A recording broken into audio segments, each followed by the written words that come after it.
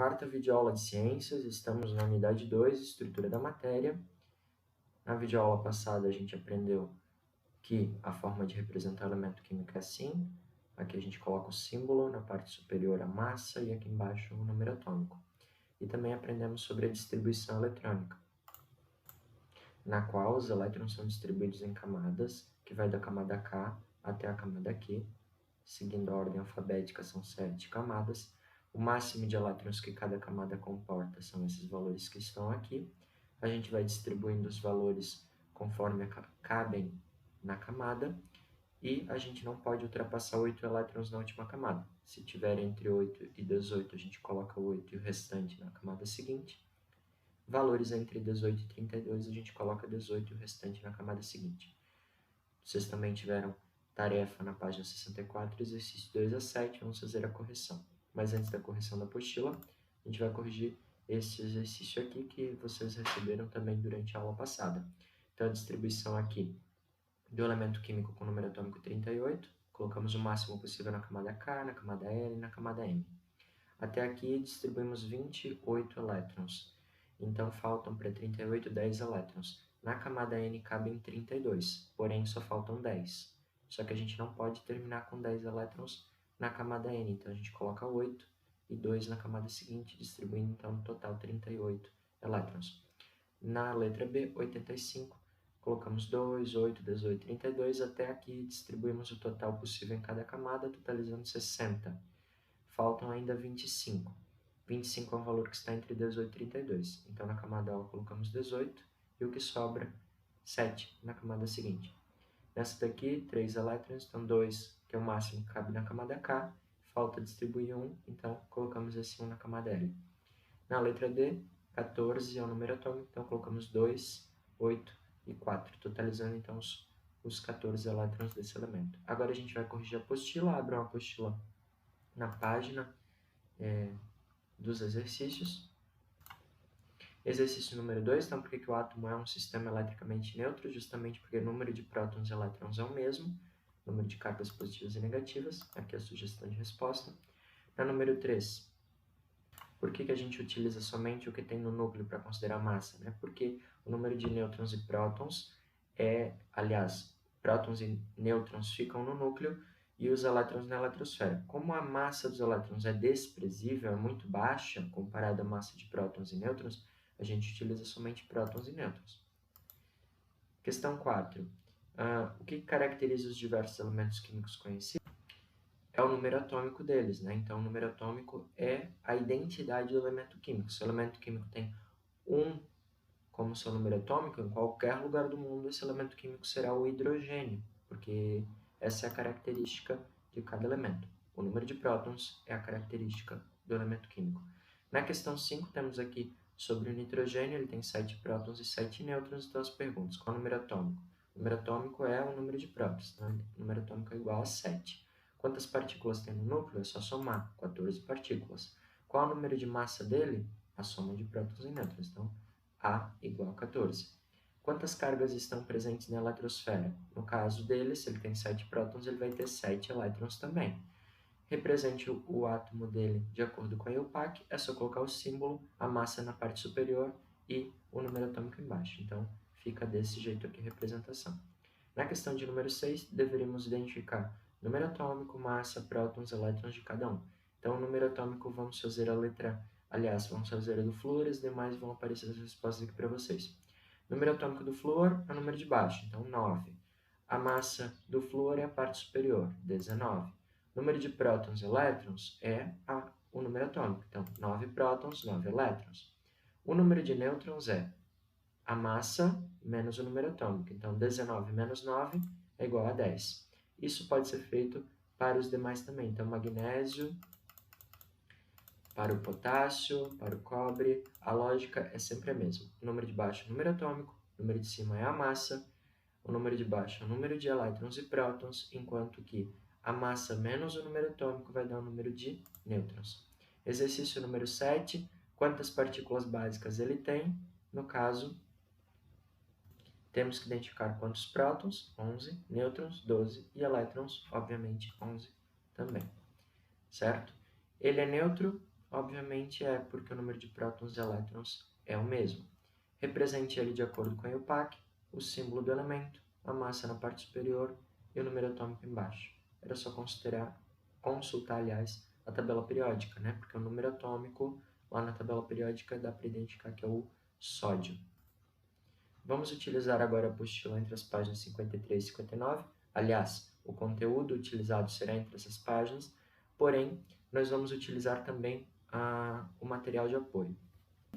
Lá no material de apoio de vocês de Química, vocês vão encontrar uma página escrito Diagrama de Pauling. Então, vocês podem pegar essa folha, destacar ela da apostila de vocês, que a gente vai estar utilizando na aula de hoje. Então, pausa o vídeo, pega essa folha, Diagrama de Pauling, e volta aqui para o vídeo.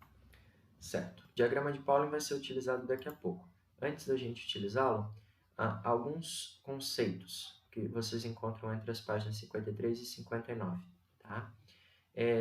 Que vocês podem estar lendo daqui a pouco, né, depois do vídeo, para compreender um pouquinho melhor, tá? Mas de forma bastante resumida, nós temos lá o conceito de isótopos. Os elementos químicos podem ter isótopos. O que é um isótopo? São elementos químicos que têm o mesmo número de próton. Então, aqui eu fiz um desenho aqui para vocês entenderem. Eu botei a letra A. Por quê?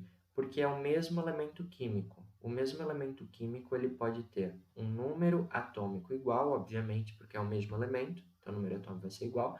Só que ele pode ter a massa diferente. Por que ele pode ter a massa diferente? Porque ele pode ter nêutrons em quantidade diferente no seu núcleo. Ele vai continuar tendo o mesmo número de prótons, só que devido a ter mais ou menos nêutrons, ele vai ter quantidade de massa diferente, mas ele vai continuar sendo o mesmo elemento químico. Por exemplo, o hidrogênio aqui, ele é um isótopo, porque ele tem um número atômico igual, só que a massa é diferente. Então, você pode encontrar na natureza o hidrogênio com massa 1, o hidrogênio com massa 3. Ele continua sendo hidrogênio, mas ele tem quantidade de nêutrons diferentes. Então, número atômico igual, isótopo. Isóbaros são aqueles elementos químicos que não são iguais, são elementos químicos diferentes, e eles têm, obviamente, número atômico diferente, porque não é o mesmo elemento, e a massa deles é igual. Então, isóbaro é quando a massa do elemento é igual, porém, são elementos diferentes. Aqui, por exemplo, a gente tem o Ag e o Pd. Consultando a tabela periódica, o Ag é a prata e o Pd é o paládio. Na tabela periódica de vocês, eles estão com massas diferentes, mas na natureza existe a prata com massa 107 e o paládio com massa 107. Por eles serem elementos diferentes, mas terem a mesma massa, a gente chama ele de isóbaros. A expressão iso quer dizer igual. Topos, número de prótons. Baros quer dizer massa. Então, isótopos, mesmo número de prótons ou mesmo número atômico. Isóbaros, mesmo número de massa. E também existem os isótonos. O que é o isótono? Isótono são elementos de número atômico diferente, obviamente, elementos diferentes e massa diferente. Tá, professor? O que é igual, então? O número de nêutrons. Então, se eu fizer 28 menos 12, dá 16. E se eu fizer 30 menos 14, vai dar 16. Então, eles têm número atômico diferente, massa diferente, porém o número de nêutrons deles são iguais. Então, isótonos são aqueles que têm o mesmo número de nêutrons. Então, aqui um exercício para a gente fazer. Vamos identificar aqui o que cada um é, embora eu já tenha explicado alguns deles, né? Então, esse daqui, por exemplo, ele tem o mesmo número atômico. Então, qual deles que é? Isótopo. Esse daqui ele tem massa diferente, número atômico diferente, porém 14 menos 7 são 7, 12 menos 5 também é 7. Então ele tem o mesmo número de nêutrons, isótono. Esse aqui tem a parte superior igual, então a massa é igual, então é um isóbaro. E esse daqui ele tem a parte inferior, o número atômico igual, ele é um isótopo. Outra informação, outro conceito que vocês têm na apostila é sobre ânions e cátions. Então, os elementos químicos, eles têm os elétrons na eletrosfera. E às vezes, os elétrons, por estarem tão distantes do núcleo, eles acabam escapando, saindo do elemento químico. E quando eles saem, o elemento químico perde elétrons. Ao perder elétrons, o elemento químico ele vai ficar com mais prótons do que elétrons, ele vai ficar positivo. Só que se um elemento perde, quer dizer que outro ganha esse elétron. Então, os elementos podem perder ou ganhar elétrons. Quando um elemento químico ganha elétron, ele está ganhando carga negativa, porque o elétron é negativo. Então, se o elemento ganha elétron, ele fica negativo e a gente chama o elemento químico de ânion, porque ele vai ter mais elétrons do que prótons. Porém, o elemento químico pode perder elétrons. Então, se ele perder cargas negativas, ele vai ficar positivo. E a gente vai chamar ele de cátion. Então, ânion é um elemento que ganhou elétron e cátion é um elemento que perdeu elétrons e ficou positivo. Então, esses conceitos estão lá nas páginas também. Agora, a gente vai utilizar o diagrama de Linus-Pauling. Vocês encontram o diagrama lá no final, então, da apostila de vocês, no material de apoio. Diagrama de Linus-Pauling.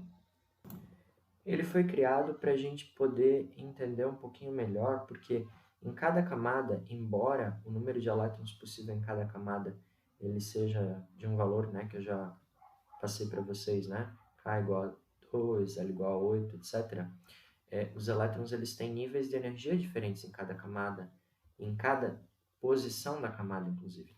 Então, a gente acaba utilizando esse esquema aqui também para entender, além da distribuição que vocês aprenderam, essa forma aqui de distribuição também.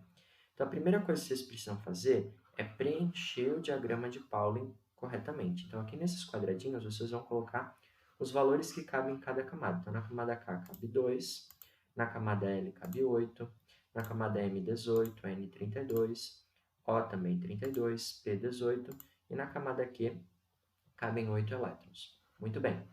Esses círculos aqui, a gente vai preencher da seguinte maneira. Cada círculo deverá ser colocado um número de cada camada. Então, aqui, por exemplo, vai receber o número 1. Aqui, esses dois, cada um vai receber o número 2. Esses vão receber o número 3, esses vão receber o número 4. Então, é só observar qual é a camada e colocar um número. Além disso, deverá ser preenchido com a letra que está aqui na parte superior. Essas bolinhas aqui da primeira coluna vão receber, além do número correspondente da linha, vão receber a letra S, essas vão receber a letra P, esse daqui vai receber a letra D e essa a letra F. Detalhe é que no subnível S, a gente vai colocar também, como se fosse um expoente, um número 2, porque nesse subnível cabem 2 elétrons. No P, nós colocamos 4, porque aqui nesse subnível cabem, aliás, aqui a gente vai colocar 6, cabem até 6. No subnível D, a gente vai colocar 10, e no F a gente vai colocar 14, tá? Então vai funcionar assim, ó. Um S2, porque é o número da linha, a letra do S e o número que eu falei, que é o 2. Aqui na camada L, vamos colocar então nesse primeiro círculo 2S2, porque é o número da linha número 2, a letra aqui da coluna é S e o valor é 2. Colocamos aqui nesse também o número 2, a letra P, que é a letra da coluna, e o número de elétrons possíveis, que é 6.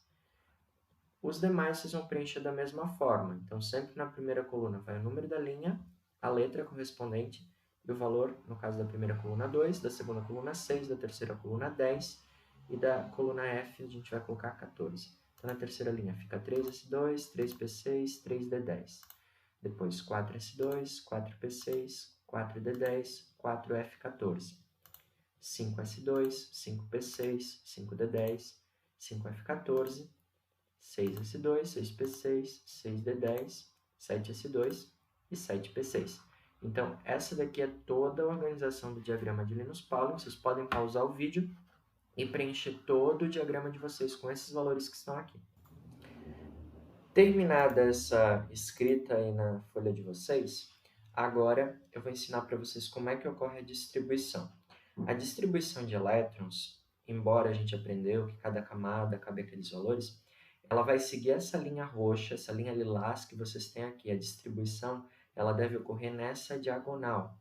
Então, o primeiro nível que um elemento químico recebe elétrons vai ser nesse nível aqui. Então, a gente vai seguir sempre as flechinhas. Então, eu vou colocar aqui para vocês, se eu estiver fazendo a distribuição, Como é que vai funcionar? A gente vai começar com 1S2, depois a gente vai seguir a linha aqui, a gente vai para 2S2, seguindo aqui a gente vai para 2P6, depois 3S2, seguindo aqui a diagonal, a gente vai agora para o 3P6, depois a gente vai para o 4S2, seguindo aqui vamos para 3D10, depois 4P6, depois 5S2. Pessoal, sempre seguindo a diagonal na hora da distribuição. 4D10, 5P6, 6S2, seguindo, 4F14, 5D10, 6P6, 7S2, 5F14, 6D10, até o 7P6. Se a gente somar todos os valores aqui dos expoentes, a gente vai encontrar o valor disponível em cada camada. Então, ó, quanto cabe na camada K? Cabem 2 elétrons. Aqui cabe no máximo, somando 2 mais 6, 8. Aqui 18, somando esse aqui 32, aqui 32, 18 e 8. Então, o valor do expoente quer dizer o número de elétrons, mas a distribuição tem que seguir sempre a diagonal. Então, aqui um exercício para a gente fazer. Eu vou fazer com vocês a letra A e depois as demais vocês fazem sozinhos, tá? Para vocês compreenderem e entenderem como funciona. Então, para distribuir o elemento 38, vamos começar. 1S2 vai ser o primeiro, depois a gente vai seguir a diagonal 2S2, lembrando que a gente tem que distribuir 38 elétrons, então ó, já distribuímos 4 até agora, faltam ainda 34. Então vamos seguir aqui, vamos distribuir mais 2P6, ainda faltam 28 elétrons, vamos distribuir mais 3S2, ainda faltam 26 elétrons, seguindo, vamos para 3P6, depois 4S2, depois seguimos aqui para 3D10, até aqui já distribuímos 30 elétrons, né? Então, seguindo aqui 3D10, vamos para o 4P6, e depois do 4P6 chegamos a 5S2.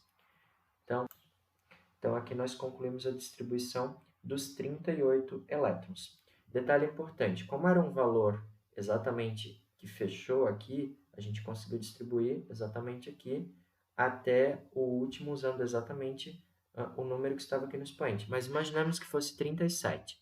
Ao invés de eu terminar com 5S2, eu terminaria com 5S1, porque eu chegaria aqui com 37, eu teria que distribuir só mais um elétron nesse subnível. Então, a gente sempre tem que distribuir também aqui o máximo possível em cada subnível, até chegar o último valor de distribuição, e sempre seguindo a diagonal.